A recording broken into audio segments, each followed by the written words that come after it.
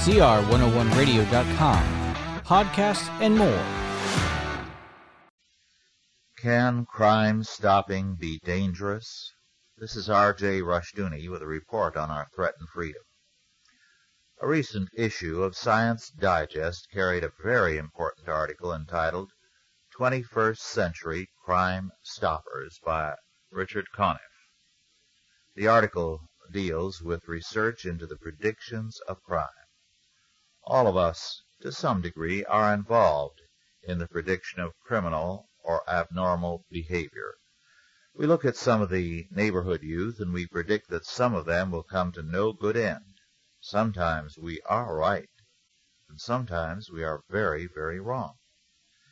Now, however, we have scientists who believe that testing of various kinds will enable men in a generation or so to single out accurately and clearly the criminal in advance, long before he has committed any crime, even to estimating how many crimes a year that person will commit. It is proposed by some that such people be jailed or executed in advance of any such behavior.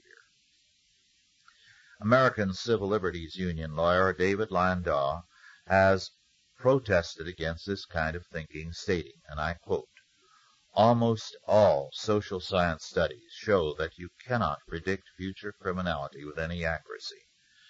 There's also a constitutional objection. You're talking about punishing people for crimes they have not committed," unquote.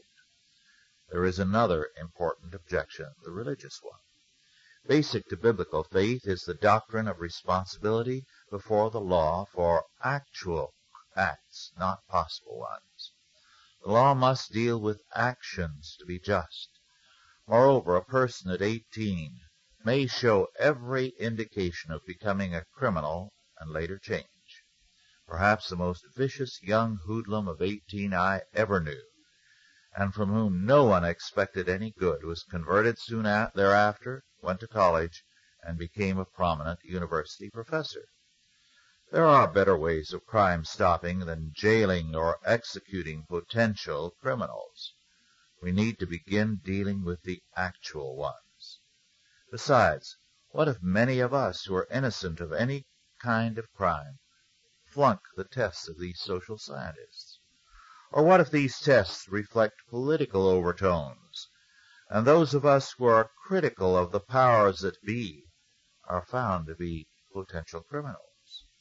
This kind of crime stopping is not only dangerous, but is criminal as well.